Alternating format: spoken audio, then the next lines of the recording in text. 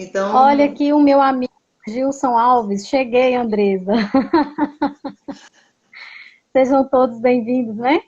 A Raquel disse pra gente que vai dar certo. Vamos com calma que tudo dá certo. Não é isso? é isso aí. Então vamos lá. Então vamos lá. Gente, então é o seguinte, nós estamos começando aqui um projeto, o projeto é o Fala Bet. E a ideia é estar trazendo aqui alguns temas que são interessantes. Seu microfone tá baixo, não tô te ouvindo. É, Agora tá bom. Você encostou aí e abaixou o volume. melhorou? Melhorou. Não mexe mais não. Nossa. Vai lá, tá baixinho, mas vai lá. Então tá. Então vamos nos apresentar aqui, ó. Meu nome é Elizabeth Godoy, né? Eu sou advogada, moro aqui em Jequitibá e a gente está buscando uma maneira da gente se interagir mais, buscar modo. Estamos numa pandemia, né? Não podemos sair para conversar com as pessoas, né? Fisicamente, mas a gente pode estar fazendo sim via live e trazer temas interessantes. E dentro do Fala Bet, então, a gente convidou a Andresa, professora, psicóloga, mora em Sete Lagoas, para estar nos ajudando a compreender um pouquinho o que está acontecendo durante esse período da pandemia. Sabemos que aumentou muito a violência contra a mulher durante esse período. E a gente está querendo entender como é que tudo isso aconteceu e como isso vem acontecendo já há séculos, né, Andresa? Há quanto tempo que a mulher sofre esse tipo de agressão? A mulher, a gente está falando dos seus filhos, né, de toda a sua família. E hoje a gente tem aqui alguns dados, eu fiz algumas anotações que eu gostaria de estar lendo aqui para a gente poder começar essa live, né? Então, o que nós temos aqui para a gente poder estar começando, né? A ideia aqui hoje, então, é fazer uma reflexão sobre o momento atual, que confinou as mulheres com os seus agressores. Elas estão confinadas com os seus agressores, né? Sendo os riscos para elas, os riscos que elas estão sofrendo hoje são mais elevados, já que o isolamento social, né, tem intensificado, a gente só tem a lastimar, né, as expressões mais severas do machismo, né? Então, a gente queria trazer aqui alguns dados. Segundo a ONU, o Brasil ocupa hoje o 5º lugar no ranking mundial de feminicídio. É muito chocante isso, né? Sendo que que o Brasil só perde para El Salvador, Colômbia, Guatemala e a Rússia. Estamos em 5º lugar em feminicídio.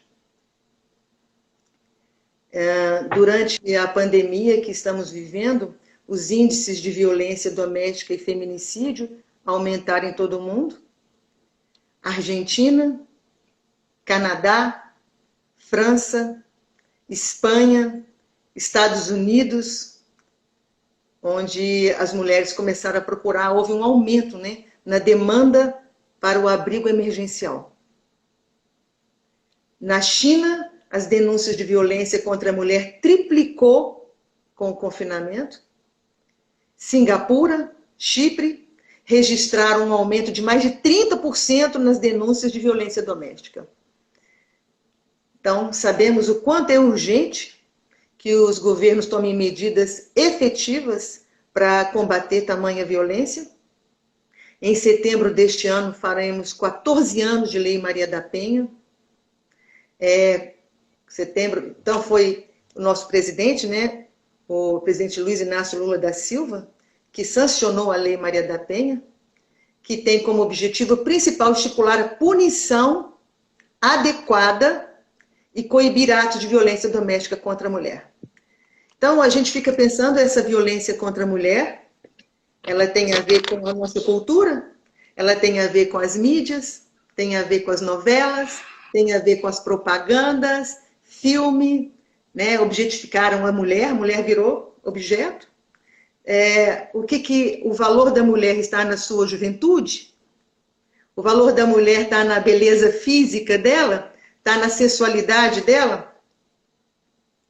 Então, Andresa, e aí, Andresa? Que situação é essa? Então, Beth, primeiro eu quero agradecer o convite. Está dando para me escutar bem? Tá, muito bem. Então, eu quero agradecer, em primeiro lugar, dizer que este é um tema da minha vida, né? Só de você falar os dados eu fico emocionada. E, infelizmente, como, né, você já me apresentou, eu trabalho com a psicologia e, infelizmente, eu tenho atendido inúmeras mulheres com algum grau, né, de violência no seu relacionamento intrafamiliar.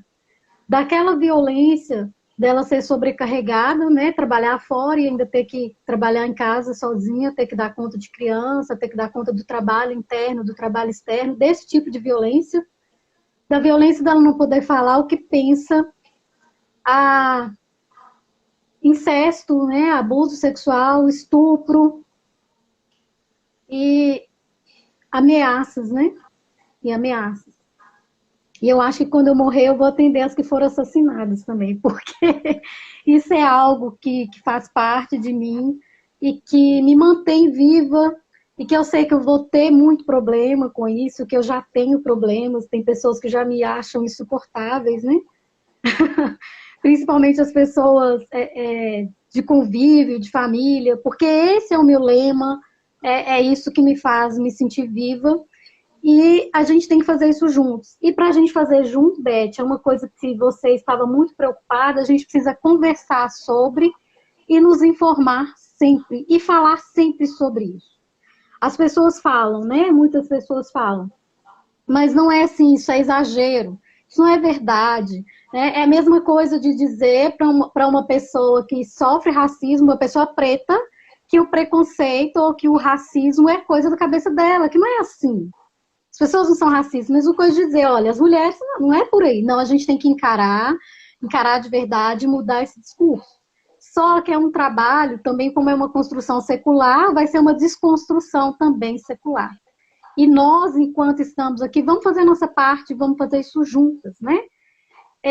Quando você fala da nossa sociedade, eu posso continuar falando?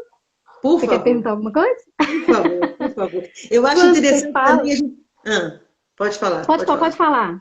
Não, é que eu fico imaginando que isso não é isso é muito importante que os homens também tenham essa sensibilidade de perceber o que de fato, historicamente, foi construído em função do patriarcado e do machismo. Eu quero nessa parte dos homens, porque a gente também, eu tenho mudado a minha percepção em relação aos homens também, porque a gente direciona os homens como se eles fossem um monstro, né? Mas esses homens, eles estão na mesma sociedade que nós mulheres estamos. Então, é a mesma sociedade que cria a mulher para ser vítima, é a sociedade que cria o homem para ser agressor, para ser opressor.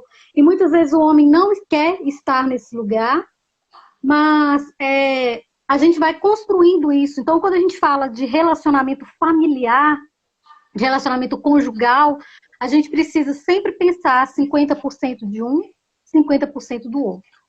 Mas quando tem agressão, há crime. E se tem crime, existe uma lei, né, que vai nos proteger. Quando você fala da Lei Maria da Penha, que foi sancionada pelo meu querido presidente Lula, o que aconteceu com ele para que isso fosse aceito no nosso país? A Maria da Penha, ela foi... eu esqueci o nome aqui, você vai saber, mas ela foi buscar isso internacionalmente. Sim. Como o Brasil já tinha assinado uma convenção de redução de violência contra a mulher, como ele já tinha assinado isso, ele foi obrigado. Então, nós conseguimos esse feito, mas por obrigação. Então não sim. foi assim, nossa, o Brasil evoluiu e instituiu essa lei. Não, foi obrigado, foi forçado, porque senão seria penalizado mundialmente, né? Então, foi obrigado. Mas que bom que a gente conseguiu e que para a gente conseguir tem que ter luta. E aí as pessoas falam, ah, o feminismo, né? O que que é esse feminismo? Eu já estou indo por outro caminho, vou voltar. Mas a gente precisa lutar, sim, nos posicionar e não tem como a gente pedir licença.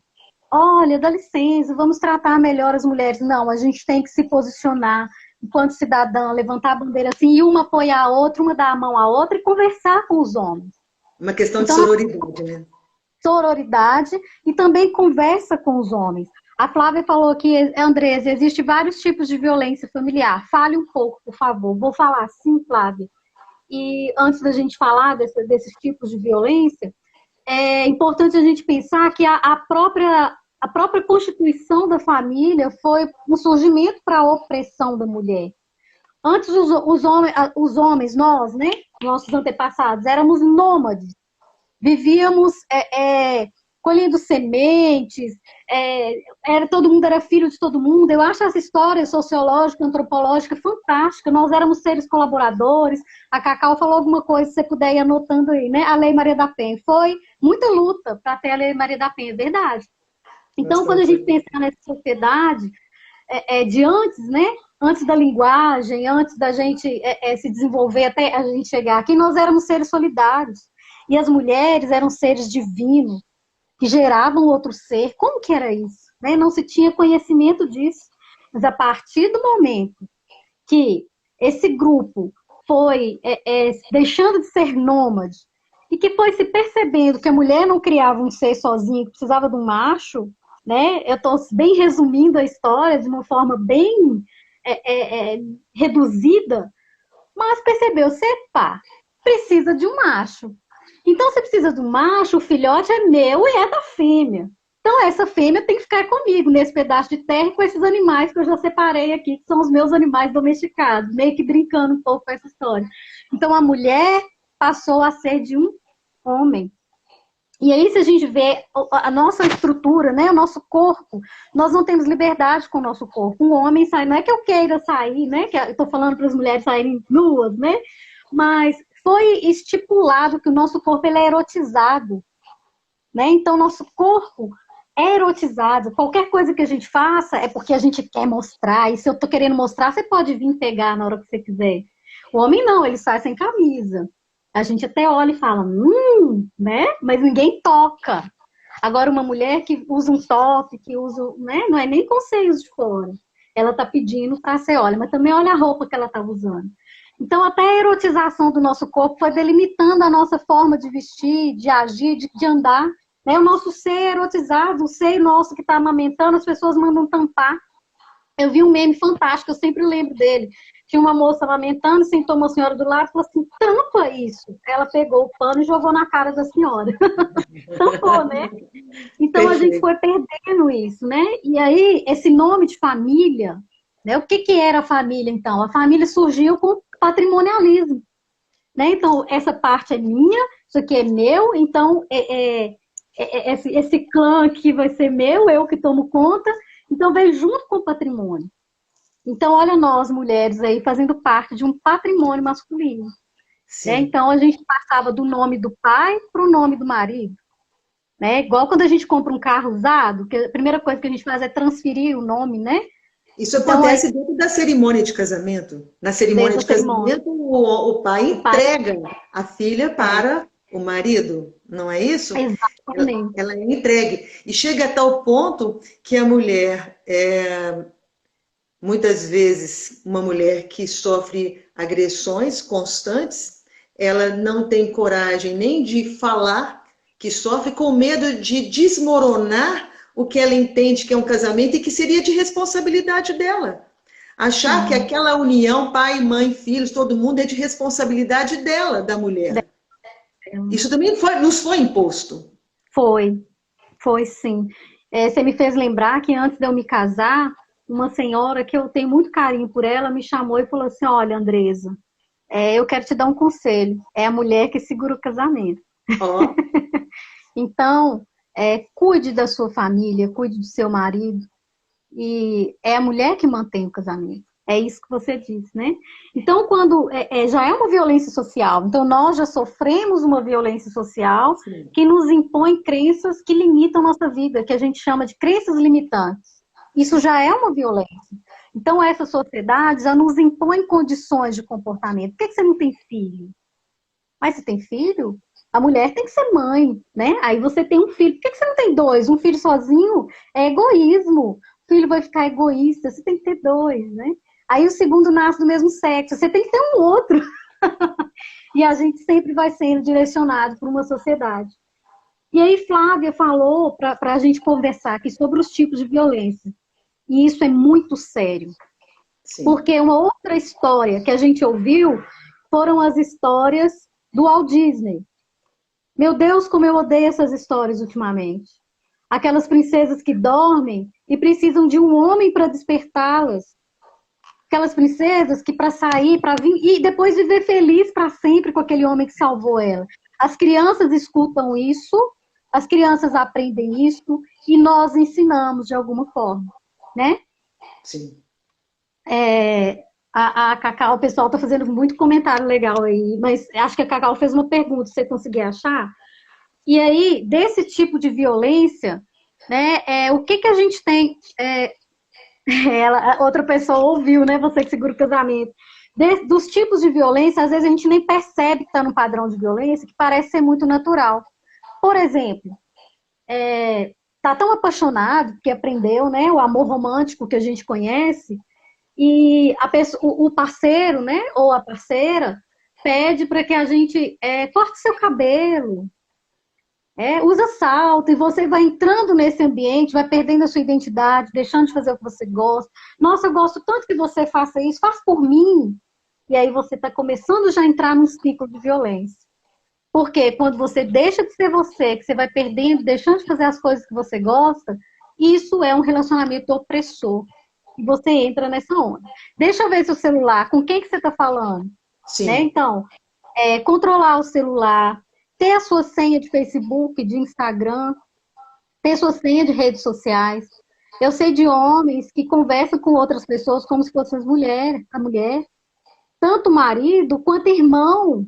Irmão que entra na rede social da irmã para conversar como se fosse ela. Então a gente vê que... A violência não é só física, né? Não é só física. É muito importante a gente falar disso, Beth, porque para a violência chegar a ser física, ela tem degraus. Uhum.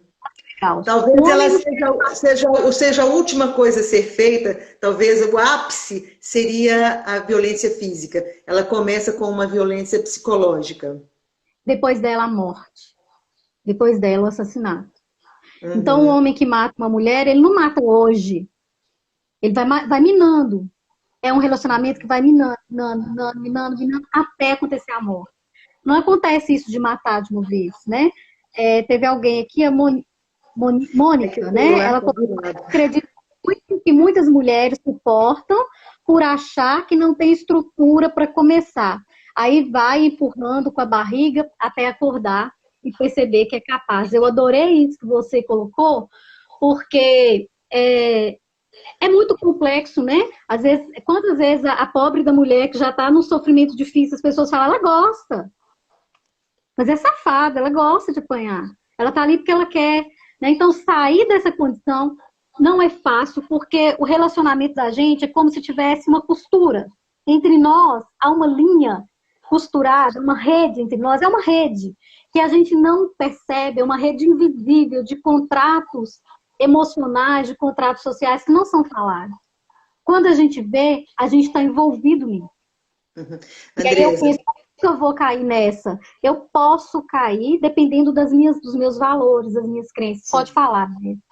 Andresa, eu no meu escritório eu já tive caso de uma cliente que é muito curioso da maneira que a coisa aconteceu, porque a princípio ele começou a minar as amizades. Então começa a minar as amizades. Hoje tem um celular onde ela tem ali uma vida inteira, não é? O que ela gosta, as pessoas com quem ela conversa, está tudo ali, né? E então hoje a gente sabe que eles esse caso especificamente, ele começou a controlar o celular, começou a controlar as amizades, até que ele também proibiu a convivência com a família. Então, ele afastou aquela mulher da possibilidade dela denunciar a violência que ela sofria dentro da casa dela, junto à família. Porque então ele começou a impedir que ela fosse ver a mãe, os pais, começa a trazer uma série de questões que não, você não vai na casa do seu pai e da sua mãe. Né? Você tem uma família, você tem um marido, sua casa é essa. E aí chega um ponto que aquele patrimônio, a gente também está falando da violência patrimonial, que o patrimônio que ela tinha guardado, ele, de alguma maneira, ele também secou o patrimônio dela, não permitiu, então, que ela tivesse nem uma poupança, e no momento em que ela já estava completamente sozinha, dependente emocional, sofrendo agressões, sendo estuprada pelo próprio marido, e uma série de situações onde ela já não conseguia mais sair daquela situação, a coisa foi caminhando a um ponto que só mesmo depois dela ficar muito machucada, que ela teve condição de sair dessa situação e pedir socorro. Mas então, até então eu achava que ela não podia fazer isso. É complexo sair. Quando você está lá dentro, é como se fosse uma prisão nessa teia emocional, essa teia invisível. Né? As pessoas estão comentando muita coisa legal, eu quero pedir desculpa para vocês, eu não sei se a Beth também vai pedir, mas a gente é da década de 70 para trás. Então a gente não consegue fazer tudo muito rápido, conversar e ler, a gente precisava de um mediador, sabe? Vamos aprender isso, tá, Beth? Já que a gente não dá conta. Eu peço desculpa, mas tem muito comentário bom. Alguém, né? Foi uma moça que disse, eu esqueci o nome, eu perdi. Ela disse sobre não conseguir sair. Então, não conseguir sair tem a ver com os valores, essa história de ter que manter o casamento, tem a ver com valores religiosos, morais, tem a ver com a vergonha, porque o Sandro falou assim, olha, eu conheço mulher que sente culpa por ser agredida. Isso faz parte do padrão de violência. A responsabilidade, e aí já é violência estrutural da sociedade, a responsabilidade é da mulher. Ela foi estuprada porque ela estava na rua aquela hora. Ela foi estuprada porque ela provocou. Ela foi... Gente, eu atendo... Infelizmente, isso me dói, assim, me dói muito. Eu não sei nem como que eu consigo fazer esses atendimentos, porque eu fico desnorteada. Mas a pessoa foi abusada pelo pai, pelo irmão, e ela sente culpa. A outra foi estuprada pelo vizinho e ela se sente culpada, porque ela estava de castigo, porque ela saiu? Ela mereceu. Né? Então, a pessoa assume esse lugar, né? Isso é relação abusiva, a gente se sente culpado, e é vergonha, dá vergonha, a pessoa sente vergonha. A pessoa sente, olha, o que vão pensar, o que vão falar de mim. Sem nos esquecermos também de denúncias de mulheres, no momento em que elas vão fazer um boletim de ocorrência, no momento que elas vão denunciar a agressão, ali também elas muitas vezes são colocadas em xeque. Ali, naquele momento, elas também são colocadas em xeque. Elas são levadas, as perguntas que são feitas, é como se aquilo que elas estivessem dizendo não fosse verdade. Elas muitas vezes... Então, até mesmo o sistema, esse sistema, né, essa estrutura para estar recebendo a mulher, também tem que ser revisto. As pessoas também que vão ouvir essas mulheres, elas também têm que se trabalhar, elas também têm que ser trabalhadas para poder ouvir essas mulheres adequadamente. Aí eu entro, sabe, Beth? Porque eu tô com uma mobilização interna muito grande, que eu tô pensando, gente, tudo que eu tô fazendo eu acho que ainda tá pouco. A gente precisa lutar por políticas públicas que sejam eficazes para isso. A gente precisa estar ali, fiscalizar os atendimentos, porque quando a gente precisa desses setores, qual que é o fluxo de atendimento? Existe um fluxo, Ministério Público, Delegacia de Mulheres, Ministério Público, papapá. Como que é quando essas pessoas precisam desse serviço? Como que é? Elas estão sendo atendidas mesmo? Né? Como que uma pessoa... Que aí a gente está falando de violência contra a mulher adulta, mas e a mulher criança? E a mulher trans? A gente precisa olhar para as mulheres de verdade, sabe? Mulheres de verdade. E a mulher trans, gente, a violência social, a nossa violência é estrutural. Então, nós que ocupamos cargos públicos, que nós que atendemos pessoas, nós temos que ser dignos dos lugares que a gente ocupa. A gente está indo para outro caminho, Beth, deixa eu voltar. Porque é tudo complexo, é tudo interligado. Quando a gente vai falar de violência contra a mulher, a gente tem que falar do homem, a gente tem que falar da história, a gente tem que falar da saúde, da segurança pública, da política pública de assistência social, é tudo junto, não é separado. E da estrutura nossa social. Né? Então, além dessa violência de minar a mulher, você é feia. Né? E aí, como se o gordo fosse feio, mas tem um padrão que você tem que encaixar, você é gorda. Ninguém vai te querer se eu te largar. Né? Você fede. Você tem que dar graças a Deus porque eu tô com você, que se eu te largar, ninguém vai te querer. E isso vai colocando a pessoa, né? Agradeça por estar comigo. E são todas essas histórias são muito parecidas, as falas são muito parecidas. Eu tô arrasada de não estar conseguindo acompanhar as pessoas, não. né? A gente vai precisar de um mediador. Nós somos moles. Mas aqui, Beth, essa questão de afastar dos amigos, afastar da família, afasta da família, afasta dos amigos, controla o telefone, começa a controlar a rede social. Aí um dia dá um empurrão. Ó o sinal. Aí um dia a gente pensa, não, é porque ele tá nervoso. Quando ele não tá nervoso, quando ele não bebe, quando ele não tá agressivo, ele é um ótimo homem, ele me trata super bem. Nossa, isso é muito presente. A pessoa sente culpa porque o agressor é um sentimento duplo, sabe? De medo, de raiva e de amor. Medo, raiva e amor. Então, olha na trama que a pessoa fica presa. E a gente fala assim, eu não me envolvo com isso. Né? Eu não vou ficar junto. Eu não faço isso. Isso não acontece comigo. Gente, nossas histórias são diferentes. Né?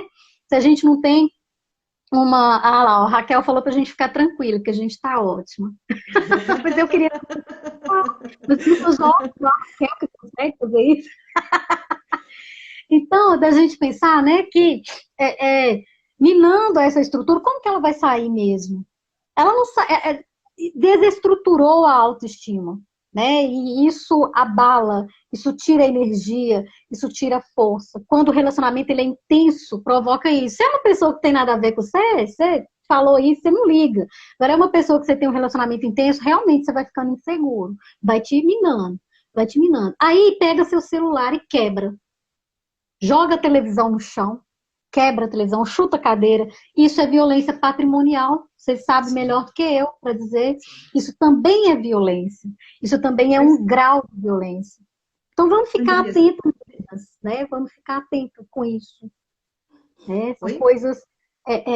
eu estou dizendo para os meninos ficarem atentos. O Sandro diz que sente vergonha de perceber o quanto ele foi educado por padrões machistas e preconceituosos.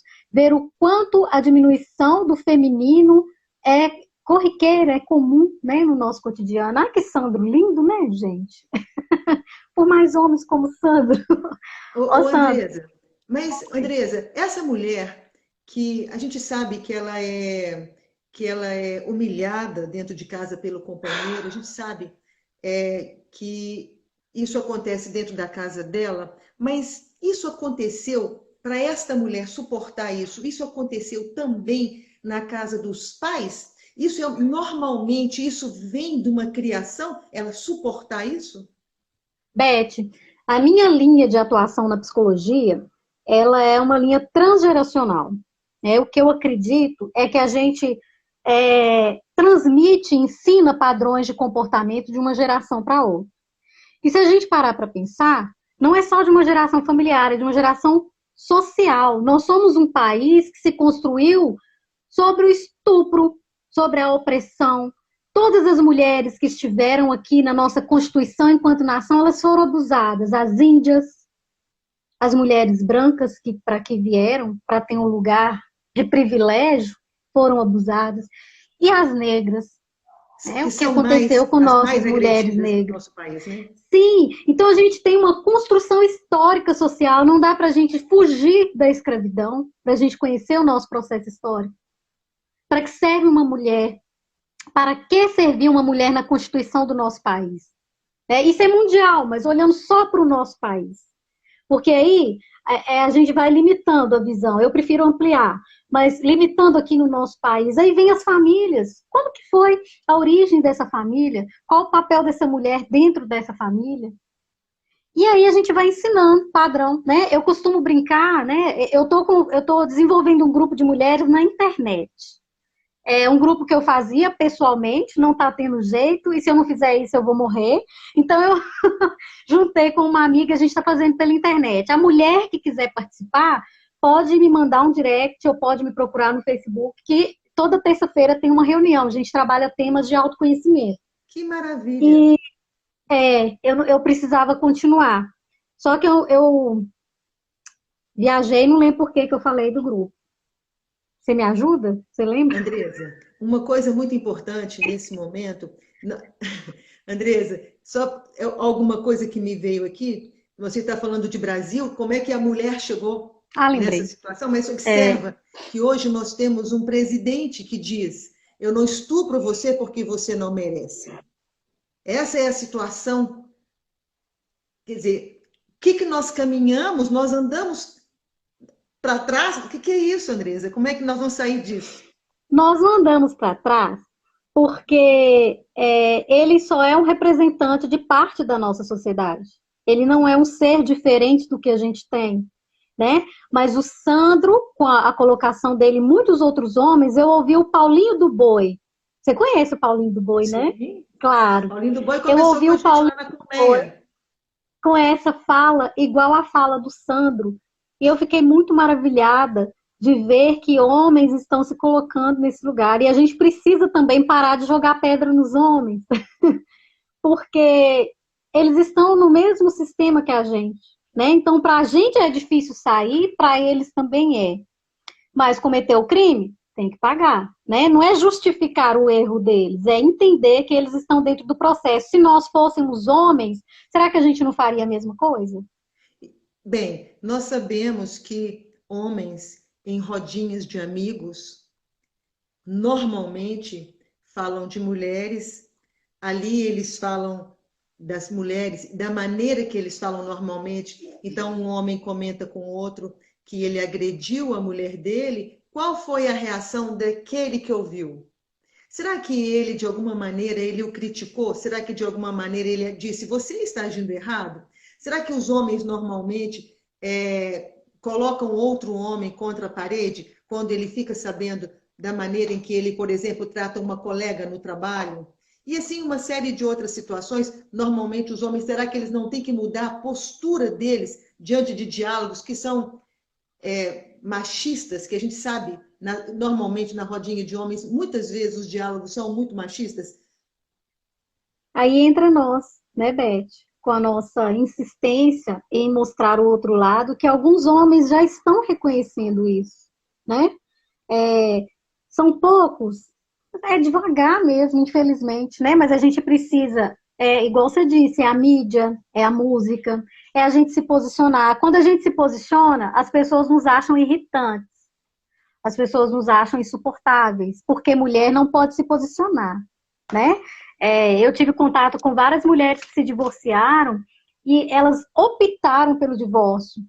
Elas são tratadas como loucas, elas são tratadas como, elas estão traindo o marido, elas têm outro homem, elas não prestam, deve estar traindo, vagabunda, cria-se, né, vários conceitos, ou ela está doente, né? Então a mulher não pode nem se posicionar. E isso também é a violência que a gente sofre. Porque quando a gente escolhe, quando a gente grita, quando a gente marca a nossa voz, a gente é histérica. Né? A gente está mentindo, não é bem assim. Então, nem a nossa liberdade de fala a gente tem. Né? Muitas vezes somos interrompidas, somos caladas, em momentos que estamos falando, não é isso? Interrompida. Existe um termo, inclusive, para isso. Qual que é? O mansplaining? Mansplaining? Esse aí é quando o homem quer te ensinar algo, te trata como se você não soubesse de algo, né? Uma vez um homem me perguntou assim, você sabe o que é uma D20? Que ele estava numa D20, você sabe o que é uma D20? Ai, meu Deus! Né? Então, te trata. Eu ouvi uma vez, eu li no Facebook, uma cientista, acho que ela era neurocientista, ela estava dando uma palestra, né? E aí, uma pessoa da plateia, no final, levantou e falou assim: Olha, eu sugiro que você leia o artigo, e falou o nome do autor, só que o autor era ela. O autor era ela. Né? Ele falou o sobrenome, estava no sobrenome. Aí ela, sim, esses artigos são meus. Né? Então é o homem querendo ensinar para a mulher sempre, porque a gente não pode. Ou então aquela história assim, explica homem, que a Raquel falou. Aquela história assim, da onde que você está tirando isso? Não é da sua cabeça. Suas amigas estão fazendo a sua cabeça. Olha aqui os sinaizinhos de violência, olha o tanto que a gente já falou.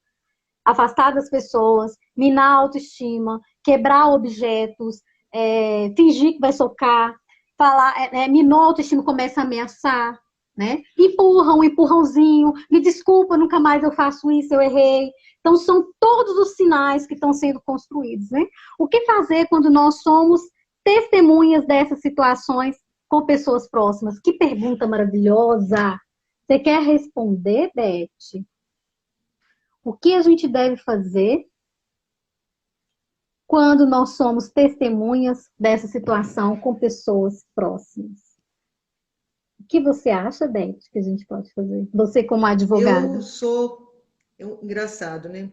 Eu quero só emendar. Antigamente, quer dizer, a gente sempre ouvia falar de agressão contra mulheres, mas a gente sempre ouvia falar de agressões entre marido e mulher. De repente, a gente começa a ver jovens, garotas muito jovens, sofrendo agressões de namorados, de pessoas que estão tendo um relacionamento com ela que começou outro dia, mas ela já começa de alguma maneira, a aceitar essa agressão. Uma certa vez, eu numa pousada, eu ouvi no quarto ao lado uma garota apanhando. Eu bati na porta, fui lá, chamei a garota, tirei ela daquela situação e coloquei ela dentro de um ônibus, mandei ela embora e disse a ela: procure alguém, converse com alguém, fale, procure uma amiga, mas não se cale. A gente não pode se calar nunca. Nunca, na minha opinião, a gente tem que interferir. Essa história de que entre briga de marido e mulher ninguém mete a colher, isso não existe. Isso não existe. Eu acredito que a gente tem que ir lá e atuar. Você é mais radical do que eu, sabe? Porque eu acho que eu sou meio cagona de ir lá e atuar assim. Eu não sei se Eu eu já fui. conseguiria. Eu tenho Eu uma já amiga fui. psicóloga, eu tenho uma amiga psicóloga, a Aline, eu gosto muito dela. E ela estava no prédio dela e todo dia o marido batia na esposa. E um dia ela abriu a janela da casa dela, a janela não, ela bateu na janela da casa deles e falou assim: me dá sua filha aí, que ela não tem obrigação de ficar vendo essa brigaiada de vocês, não. Me dá ela agora, senão eu vou chamar a polícia. Aí ele entregou a menina, né? A menina estava lá há 10 anos e a mãe foi junto e eles se separaram a partir daí. Eu não sei. Eu acho que eu ainda sou um pouco mole, assim, eu vou conversando com a pessoa, tentando convencer a mulher que aquela situação não é, né? Eu ouvi de uma pessoa muito especial, que eu acho que eu sou muito psicóloga para ser algumas coisas. Mas a gente pode fazer a denúncia para quem fez a pergunta. Se você não conseguir, sim, ter acesso a essa pessoa e conversar com ela, você pode fazer uma denúncia pelo 181, é uma denúncia anônima, não é isso, Beth? É 180. É uma denúncia. 180, desculpa. É o 180. 180, me desculpa. Ainda bem que você está aqui para me corrigir. Né? É uma denúncia anônima, você pode fazer essa denúncia. E tem uma delegada que eu gosto muito dela, que é a doutora Kíria, lá em Diamantina. Eu não sei como que funciona isso, não. Beth sabe dizer melhor do que eu. Mas ela me disse que hoje, se alguém denuncia, não tem como voltar atrás, igual as mulheres retiraram a queixa. É isso, Beth? Antes a mulher denunciava, só que depois, muitas vezes, a família, não é só ela, não é só a preocupação dela de ter o pai dos filhos preso, não é só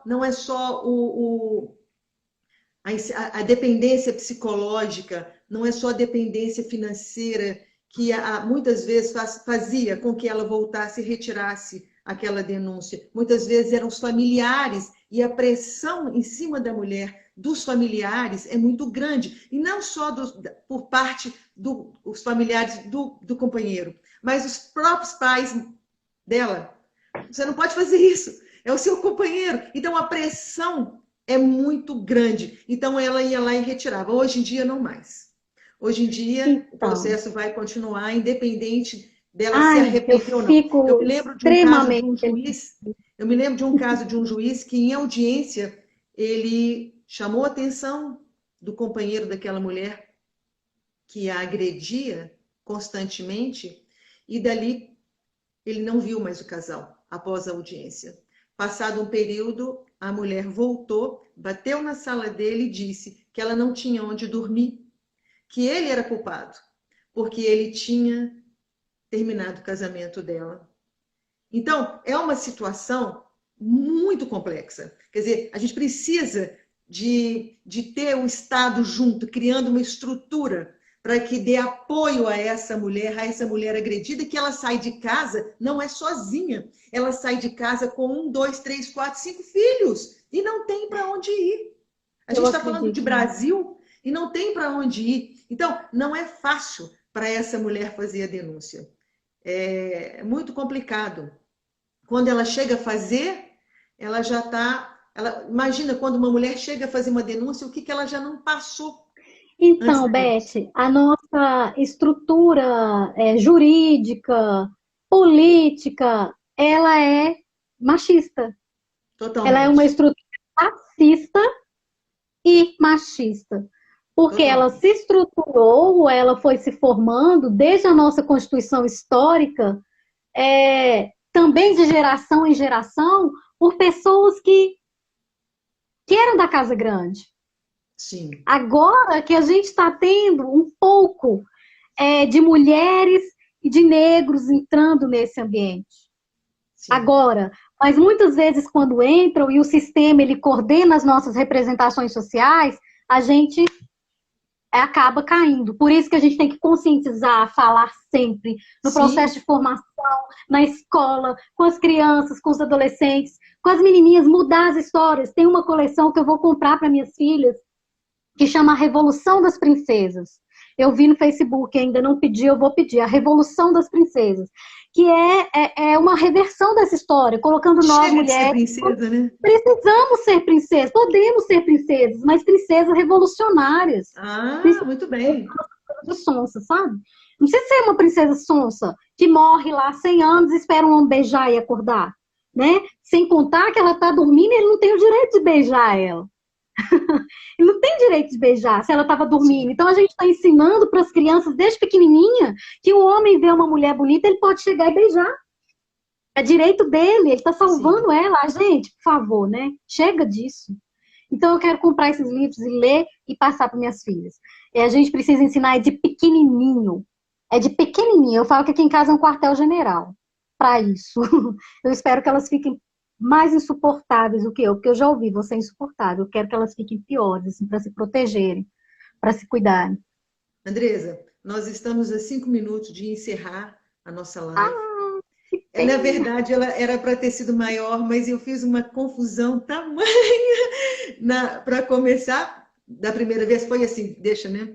Mas, olha, tomara, eu acho que uma mensagem que eu acho interessante, assim, que a gente poderia estar deixando, é que cada um, hoje, no momento que está criando seus filhos, né? Meninos e meninas, é a partir daí que a gente vai ensinar, né? Que não tem que menina brincar, menina usar rosa e menino usar azul. Basicamente, começar a partir dessa ideia, não é? Sabemos hoje dos coletivos maravilhosos, garotada jovem que está aí atuando, não? Criando Em sexual coletivos. Nós sabemos de um momento que nós vamos viver mais para frente com relação à pandemia. Se hoje existe uma denúncia mundial com relação à agressão da mulher durante a pandemia, e se de fato eles dizem que nós teremos aí uma vacina que provavelmente não vai sair antes de 2 anos, se o pessoal, eu não sei se as pessoas conhecem aí o canal, vou dar uma dica, o 247, o Pepe Escobar foi entrevistado por 2 vezes, e uma das coisas que ele disse, não aguardemos uma vacina antes de 2 anos, porque uma vacina para um coronavírus, ele que vem se mutando, cada vez as mutações são muito grandes, a vacina sai para um, mas não quer dizer que ela vai atuar em todo o planeta. Então, vai demorar. Com isto, a mulher vai continuar, uma grande parte, né, convivendo com o agressor dentro de casa. Então, de alguma maneira, nós temos que temos que nos unir, temos que achar saídas para isso. É isso que eu penso. E eu acho que uma boa saída somos nós. Eu sou candidata, eu sou pré-candidata à Câmara dos Vereadores de Jequitibá, e a Andresa é pré-candidata, maravilhosa, uma grande representante das mulheres também, junto à Câmara dos Vereadores de Sete Lagoas. Não é isso, Andresa? Eu não sei bem como é essa questão de estar ali, né? Mas eu entendi que a minha luta, ela precisa continuar por políticas públicas. Independente de qualquer coisa, eu estou atuante, eu não paro nunca mais. Né? Nós somos pré-candidatas à Câmara de Vereadores, mas a nossa luta, ela é de vida, né? Ela é de vida. Eu espero que a gente tenha mais oportunidade de conversar. Eu agradeço muito a oportunidade. Digo para as mulheres que, se quiserem participar do grupo, ele chama Senhoras de Si, pode entrar em contato comigo, manda um direct, ou vai lá no Facebook, que eu vou dar um jeito de inserir vocês para participarem. Viu? Eu agradeço todo mundo que está parabenizando, que está agradecendo. Para mim foi muito grandioso estar aqui. Pena que acabou, né? Andresa, tinha muita coisa para falar. Sim, vamos criar outras oportunidades, Andresa. A gente agradece muito, né, as pessoas que estiveram aqui conosco. Nos desculpem aí a confusão inicial, né? E vamos estar trazendo aqui outras pessoas também no Falabete, tentando trazer temas atuais e que possam nos ajudar a fazer reflexões para que a gente possa estar cada vez caminhando melhor nesse nosso planeta. Tá bom? Gente, boa noite e a gente agradece aí a presença de todo mundo. Um abraço para todo mundo. Gratidão, Andresa. Um abraço, gente.